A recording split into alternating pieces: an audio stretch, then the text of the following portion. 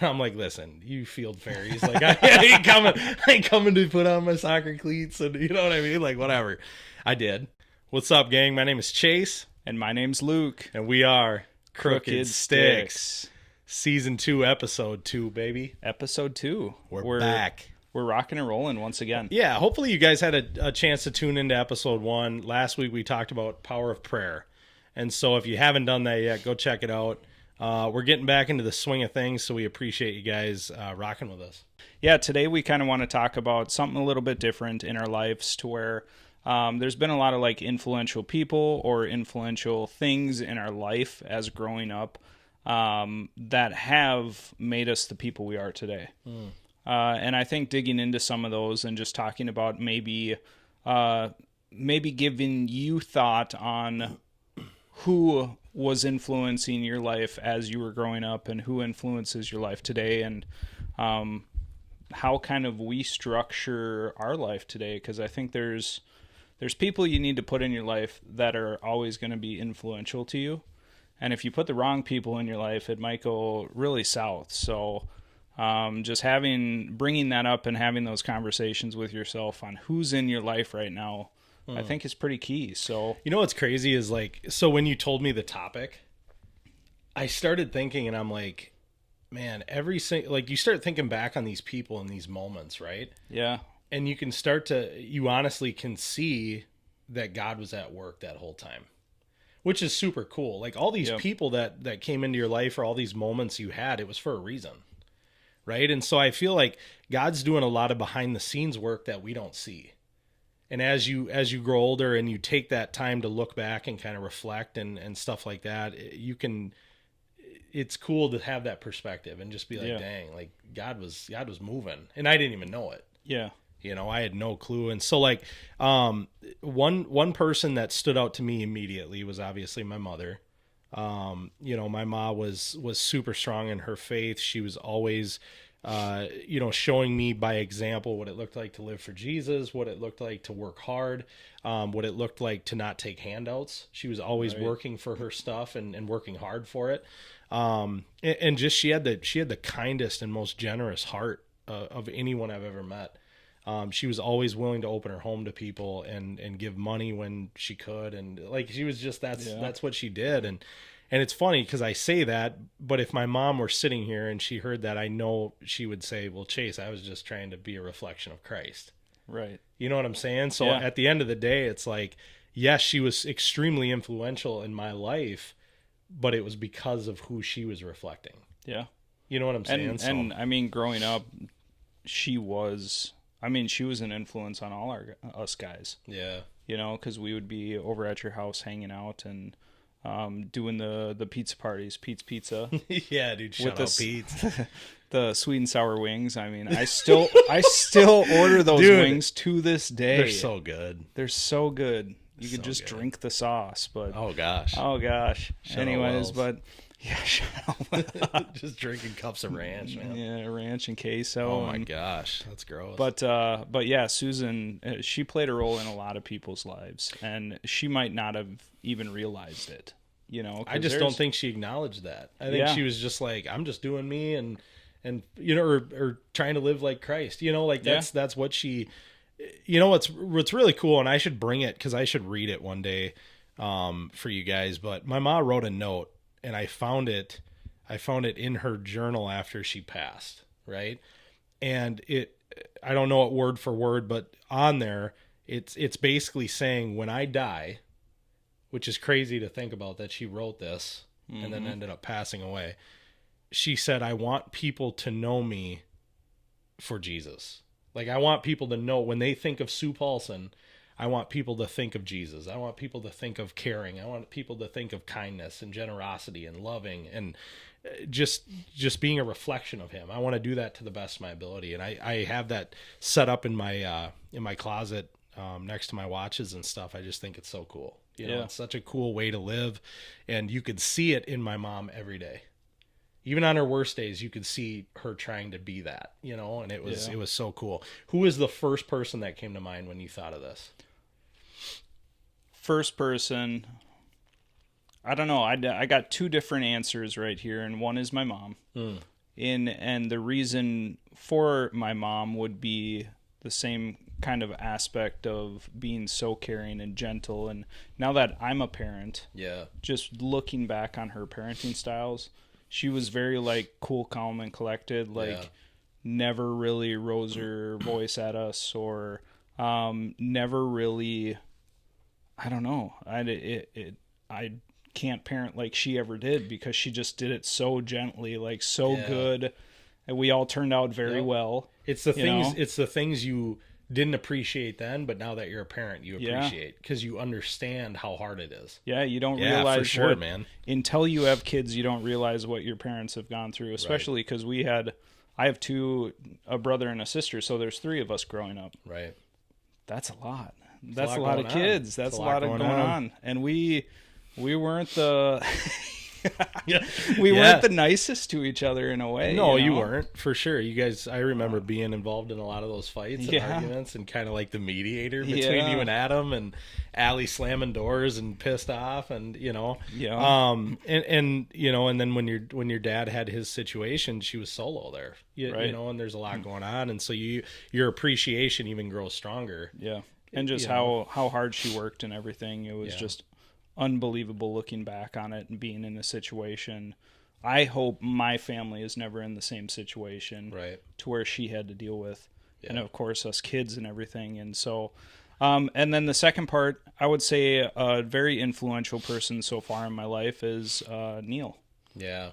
Neil is one that earns the badge, just because ever since Liz and I have been together, he's been the most supportive.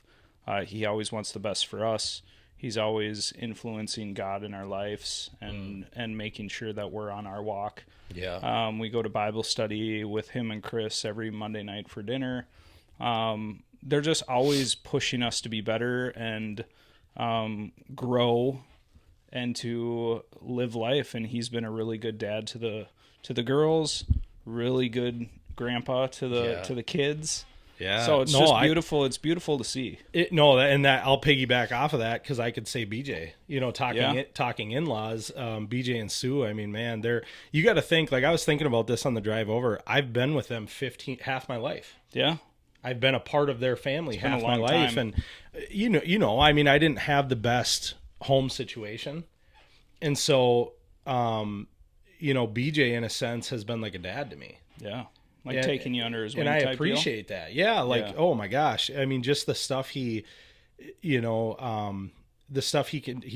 taught me from any aspect, business to fatherhood to being a husband to the outdoors. I mean, just anything. I mean, you're talking about a kid that I didn't even know how to tie a freaking fishing knot when I met BJ, and he was looking at me like, I remember he was watching me in the boat tie a knot, and he was just like. And then finally he goes, here, take my pole. Let me do that. And I'm like, okay, whatever. And now I can just freaking, Yeah. But he was a huge part of that, and teaching me, the side of hunting, which these are now things that I'm super passionate about. Right. And they keep me out of trouble. They give me a way to escape, and that sort of thing. So he's been super influential in my life. Even having talks of where I'm at career wise, and just his ability to sit down and kind of help me navigate that, or parenthood and how I'm being selfish with my time and my marriage, and his even bringing in his mistakes, which he doesn't have to do. Mm-hmm. He doesn't have to share any of that with me, but he's willing to be vulnerable because he knows it'll help me. Yep. And he wants to see me treat his daughter well, and I want to treat his daughter well. And so you get that, it's so cool. And then their marriage, every couple has their things that they went through. I'm sure they have too, but to watch those two and see what a marriage should look like. Yep. Since I met Jess, that was like a huge thing in my life, was to see them interact that way, because I didn't see that. You know what I'm saying? I don't think I've ever seen BJ raise his voice at Sue. I don't think I've ever seen him be disrespectful. I've never seen that. I've seen BJ get beat up by Sue and get pinched and stuff for making rude jokes, but I've never seen BJ treat his wife with disrespect. Right. And to me, as a kid that came from dysfunction, that was huge. And that was massive in my life. So talk about influence. Oh my gosh, dude. I'm so appreciative of those guys and just the example they set for not only me, but their entire family, you know, all their kids. And so it's been super cool. Well, and that's just going to go generations too. Yeah. Which is absolutely amazing. But yeah, the influence that good couples have on people, because you look at the other side of it where it could be the dad is mean or the mom is mean, and you just think of the generational issues that come from that. So those people are staples in our lives to show us good relationships, putting God first, and just building off of that and making sure everybody around them is doing the right thing too. Absolutely. Well, another thing I thought of was sports. Yeah. You know, like sports. Growing up, I love sports. I was, football, track and field, you know, all that stuff. I loved it. But one thing for me that sucked, and I'll never forget this, so I'm going to share this story. But when I got into high school, I remember going to football camp, was doing like the 2-a-days and all that, and I just had such an issue with authority, so I just quit. You know what I mean? I was like, I'm done. I'm not doing this anymore. I quit track. I quit all of it because I was having such an issue from that, and a lot of that stemmed from my home life, because I had such a lack of respect for my dad and for, you know, authority in that regard. Yep. And so I kind of had developed this F it mentality, like, F it, I'm done. I'm just not going to do it. Yep. It's easier this way if I just don't do it. And I'll never forget, I was sitting at the lunch table, or I was sitting in class somewhere, and Charlie and Scotty were like, hey, dude, you should come play soccer. I'm like, listen, you field fairies. Like, I ain't coming to put on my soccer cleats, and you know what I mean? Like, whatever. I did. And then, but it was cool because I went to practice, and it was the captain's practice. So I hadn't met the coach. I hadn't, whatever, but the environment and the vibe and all that was super cool. And I was like, I could get into this, you know, and they needed a goalie. So I was like, I'll play goalie. I'll block some stuff, whatever. Yeah. And so I ended up joining, and Pete was our coach, and I'll never forget Pete. He was such a chill dude.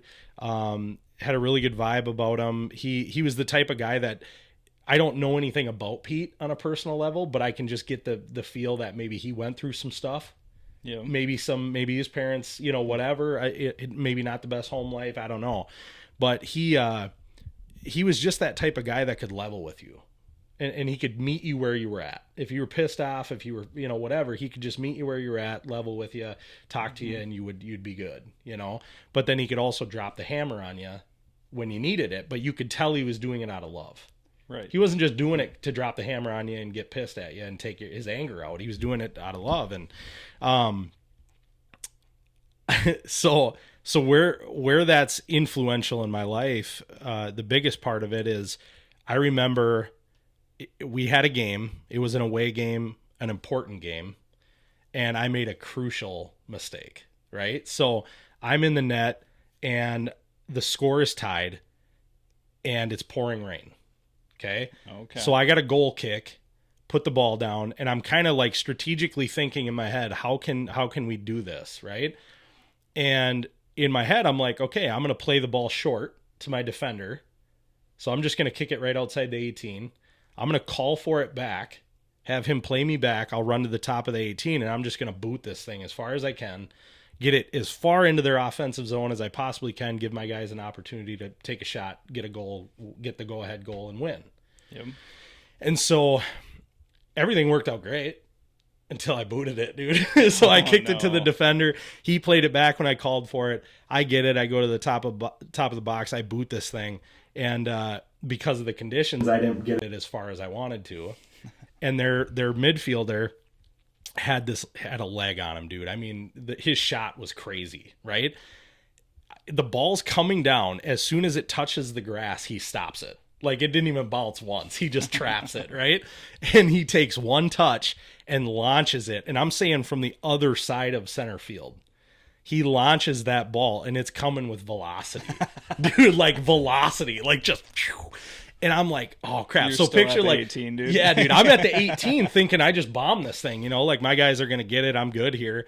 Well, I see this thing coming, and I start doing like a safety drill, dude. Like I'm like, backpedaling, and I got the hips turning, and all of a sudden I dive back and I put my hand up, and I just nicked it, but not enough to get it out of the net, right? So they score, and they end up winning that game by 1 goal. Okay. Jeez. So I get on the bus, it's silent, everyone's pissed off, especially at me, and my coach just lights me up. He's hammering me, and he goes, Chase, I'm going to bench you. Like, I don't trust you in the net. If you're going to play like that when I didn't ask you to play like that, you're playing too aggressive. I didn't call for that. Like, I'm benching you.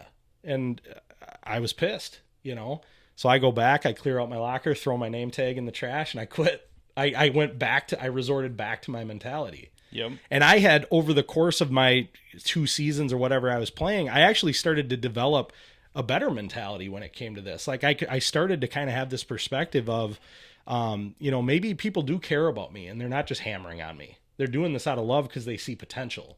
Right. And yeah, my home life sucks, but everything else doesn't have to suck because of that. So I was having these changes of mind, but in that moment I fell back into my old way of thinking and I quit. Right. Yep. A couple days go by and I'm sitting at the house, and my 2 captains, Charlie and Scott, or 3 captains, Charlie, Scott, and Paul, show up at my door, and they come in and they sat me down at the kitchen table, and they had a very uncomfortable conversation with me. And it was hard. It was hard to hear it. These are good friends of mine that I now consider brothers, and they're basically like, you need to grow up. Like, get over it. This is a sport. You make mistakes. You get benched sometimes. Like, that is what it is. Yep. That's a way for you to learn from your mistake. That's a way for you to grow. And then they also reminded me, you quitting, it's not just impacting yourself, it's impacting your team. The team you committed to. It's very true. That conversation, why I'm telling you this story, is that conversation they had with me was a huge influence in my life, because it's carried. I still think about it to this day. Yeah. There's been many times where, moving past high school, moving past all that, there's been many times I wanted to throw in the towel. My marriage at some points, my career, my team. I wanted to throw in the towel on my team and get away from my coworkers. I'm done with this, God, my faith. And I think of that, and I'm like, I made a commitment.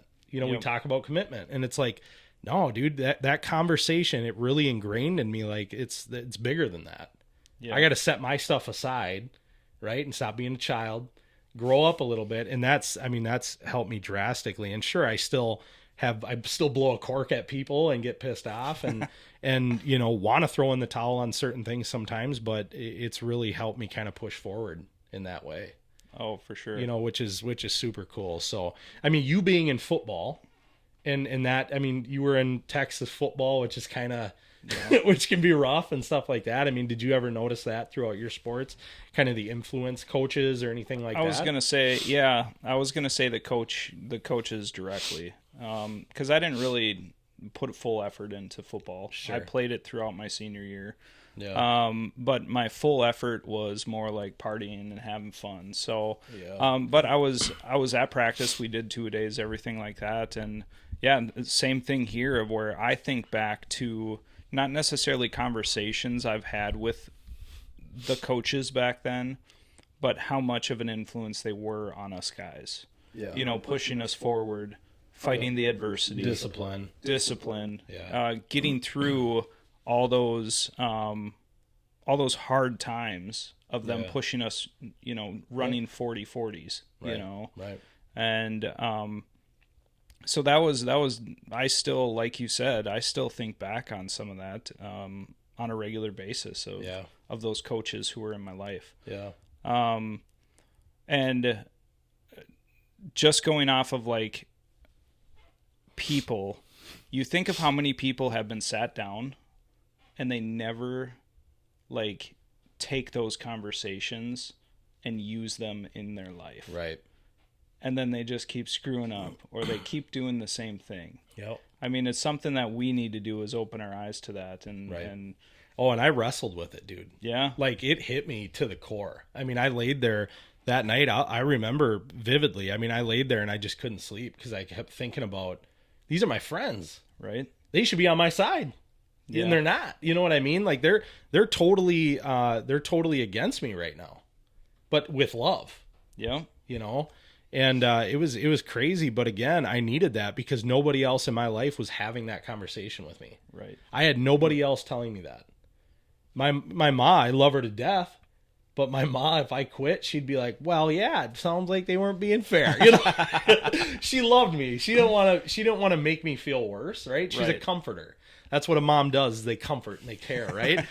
And so my mom would be like, "Yeah, you're right. You know, they were treating you. That wasn't fair of them." And I'm like, but now that I think about it, it was totally fair. Yeah. If I can't you make had a the narrative call that made Susie believe you. Oh, I'm sure I did, you know, and every kid does, right? Yeah. But and then especially my dad, my dad would just, he might make his smart aleck comment like, oh, well, you're letting them down, or, you know, whatever, and then he would just move on. It wasn't very constructive, you know.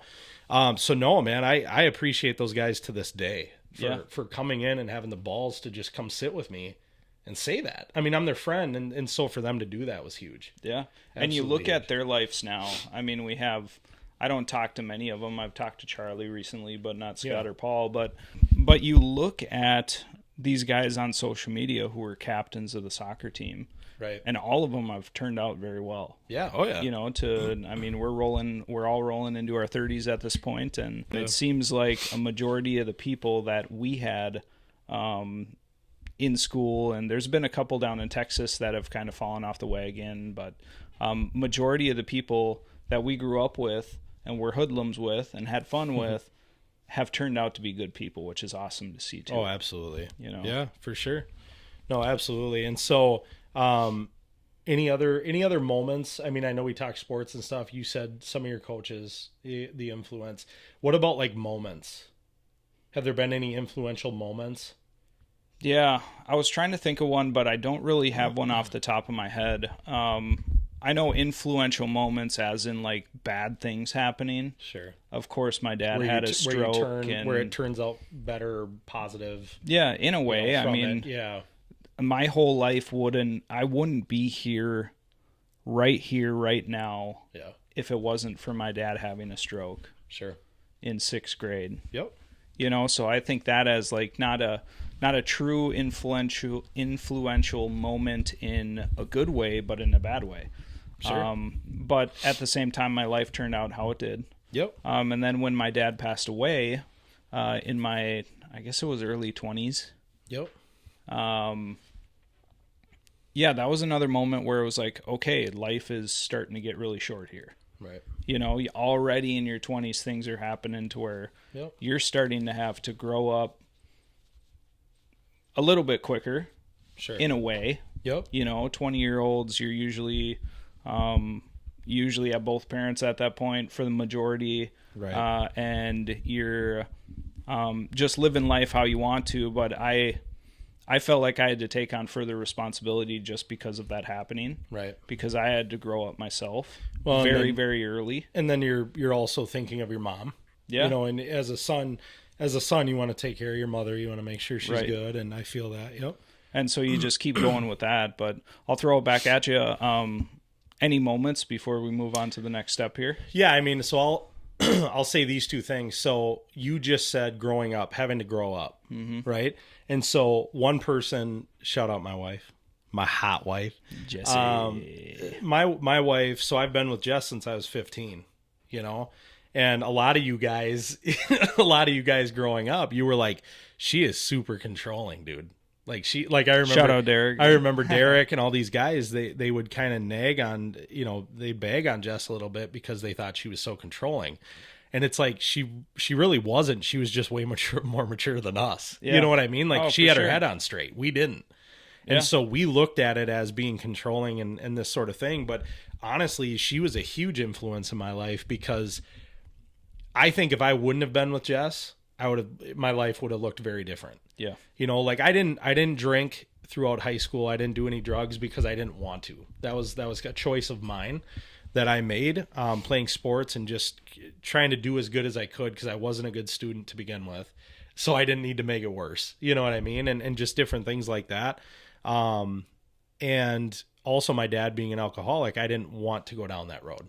Right. That was something I told myself I wouldn't do. Eventually I did. But I think it would have came quicker had I not had Jess in my life. Yep.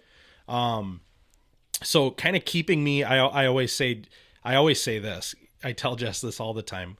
God, I firmly believe God put Jess in my life to keep me on track.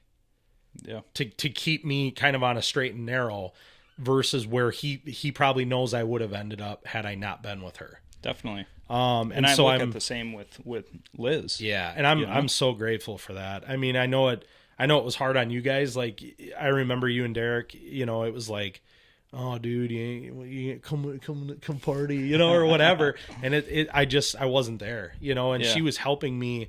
What it was though, is she was helping me kind of take on a new perspective and mature a little bit, which again, I'm very grateful for.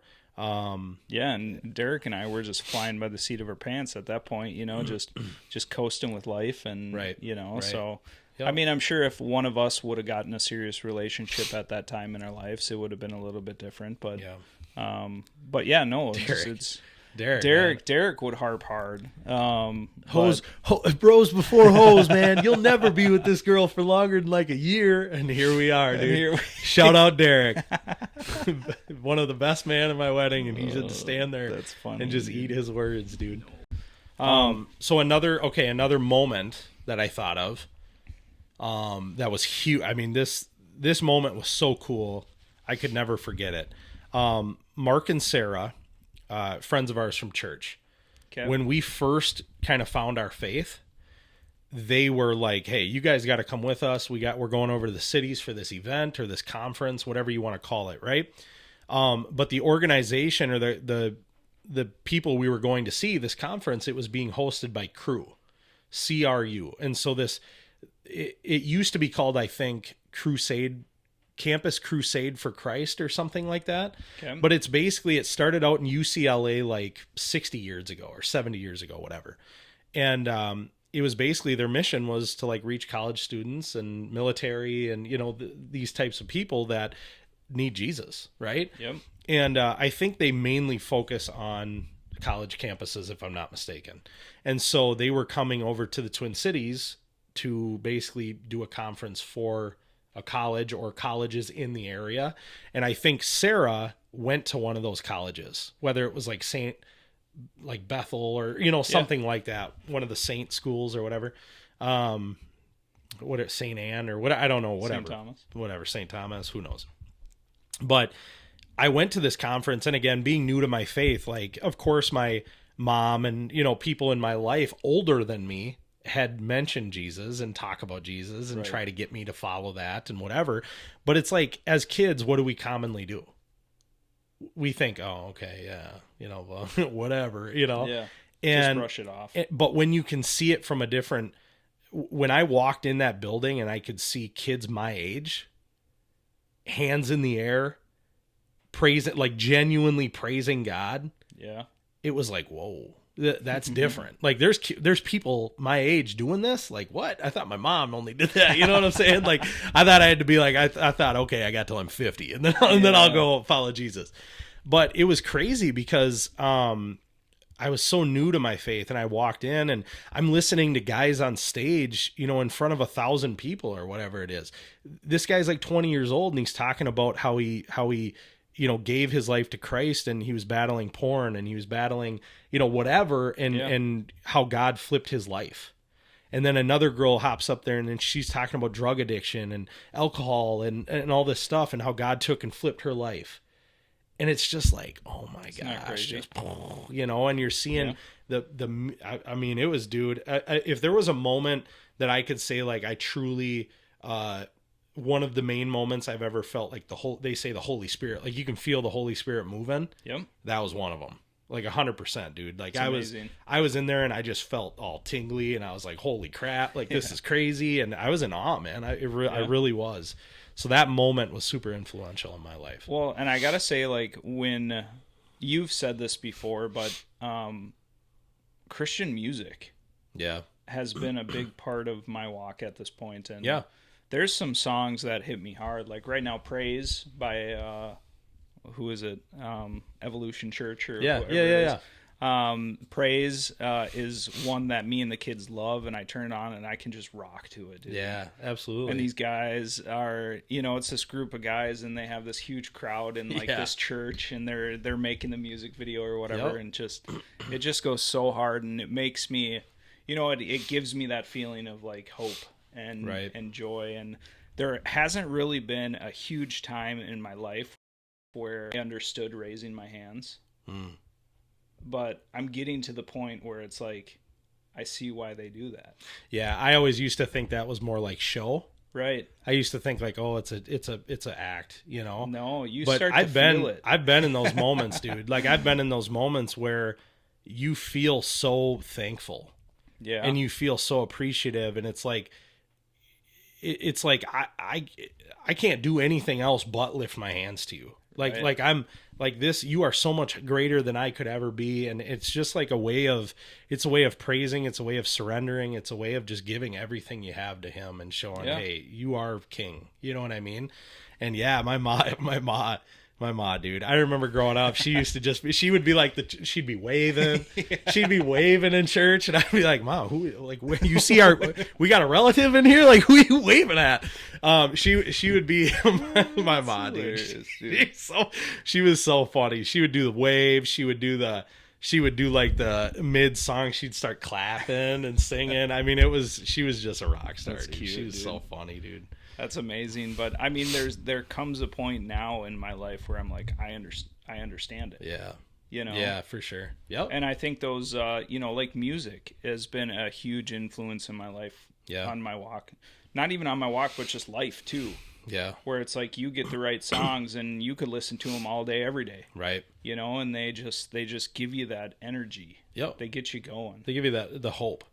I guess the one last thing I wanted to hit on before we close it out, I mean, we just have to watch out of the people in our lives too. Yeah. Like current time. We sure. talked about past time. The people that we put in our lives right now are influencing our lives on a daily basis, whether you think so or not. Yeah. So the people you surround yourself with is very crucial to how your future is going to be. Right. They say, what is it? You look at the 5 closest people to you, and you're going to be the average of the 5. Sure. So if you count that on your hand, you can kind of see where your future is going to go. Yeah. And I look at it as like, realistically, you and I doing this podcast is very influential for the both of us. Yeah. Oh, absolutely. Yeah. And then you have the people hanging out with us on the other side. Hopefully we're helping influence and somehow can influence us with if you guys are sending us messages, and it truly makes us feel better about what we're doing too. So absolutely. Just making sure that the people in your lives are the right people. Right. I'll end it with this. I want to give a shout out to my dad and my brother too, because just my brother and my dad, they battled, my brother battled drugs and alcohol at a young age.